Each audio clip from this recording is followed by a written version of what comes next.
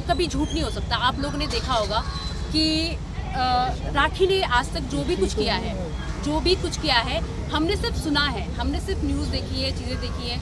But इस बार जिस society में वो रहते थे उसी सोसाइटी में मैं भी रहती थी, ठीक है। तो हमने उनके झगड़े, अब सोसाइटी तो होती है कि एकदम शांत माहौल होता है सोसाइटी में, एक चिड़िया भी आवाज़ करती है रात को तो वो भी आवाज़ आ जाती है। तो उनके लड़ाई झगड़े जो होते थे वो हमारे घर तक, हमारे रूम तक आवाज़ बहुत ज़ोर ज़ोर से आती थी। तो कई बार ऐसा हुआ, वो बहुत परेशान थे।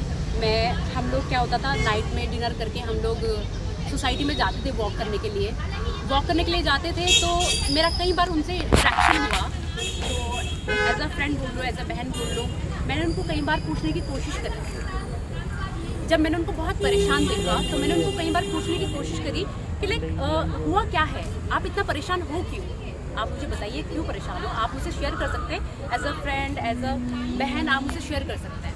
बट उन्होंने कभी हर बात को नहीं, छोड़ो, रहने दो सोनिया, अभी छोड़ो, तो उन्होंने ऐसे ही करा है। तो जब उनका लड़ाई झगड़े होते थे तो बहुत चिल्लाने की आवाज़ उनके घर से हमें आती थी। मुझे कभी कभी तो ऐसा लगता था कि वो आदिल के साथ नहीं, लाइक किसी और के साथ झगड़ा कर रही है। तो आई थॉट कि इतना झगड़ा वो कर किसके साथ रही है। तो ये बात मुझे फिर आदिल से दूसरे दिन पता चली कि लाइक वो झगड़े मेरे साथ ही हो रहे थे, हमारे साथ ही हो रहे थे।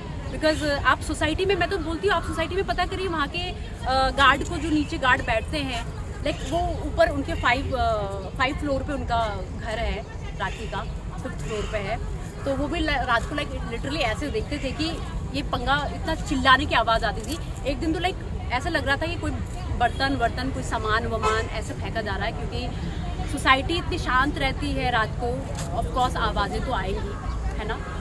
तो ये सारी चीज़ें हुई। तो मैंने कई बार, वो आपको भी पता है, वो बेबुनियाद इल्ज़ाम, मैं यहाँ पे सच बता रही हूँ, मैं यहाँ पे एज अ फ्रेंड बोलूँ या एज अ सिस्टर बोलूँ, मैं उनको सपोर्ट के लिए नहीं आई हूँ। जो सच है वो बताने के लिए आई हूँ, और सच अगर आपको पता होता है तो वो बताना चाहिए, ऑफ कोर्स बताना चाहिए, और आगे आना ही चाहिए। मैंने अपने रूममेट्स को बोला कि ऐसा ऐसा है, मैं आदिल से मिली और ऐसे ऐसे उनके साथ हो रहा है। दे आर सेइंग कि लाइक नहीं यार, हम नहीं पढ़ सकते बीच में, हम कुछ नहीं बोल सकते हैं, बिकॉज राखी सावंत हमें सोसाइटी से भगा देगी, उसकी इतनी चलती है। राखी सावंत हमें भगा देगी, कल को हमारे ऊपर कुछ कर लेगी, तो किस बात का डरना। मुझे डर नहीं है, हम सच का साथ देंगे, चाहे वो हिंदू हो, मुस्लिम हो, कोई भी हो। बात हिंदू मुस्लिम की भी नहीं है, बात है सच्चाई की, और हम सच का सपोर्ट करेंगे।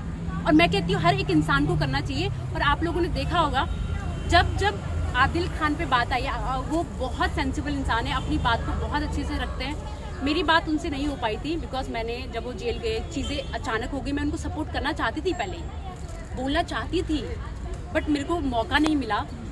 मेरे को क्योंकि चीज़ें ऐसी हो गई कि अचानक से हमने फ़ोन में ही देखा कि आदिल को अगले दिन, जब वो आई थी बिग बॉस से, जब राखी सावंत आई थी, तो उसके बाद ही ये सारा चीज़ें हो गई, उनकी फ़ोटोज़ वायरल हो गई, ये सारी चीज़ें हुई, उनके जेल हो गए, तो कभी मौका नहीं मिला। तो उसके बाद जब वो जेल गए, मैंने कनेक्ट करने की कोशिश करी उनसे, बट मेरा कनेक्शन नहीं जुड़ पाया उनसे, नहीं हो पाया कनेक्शन।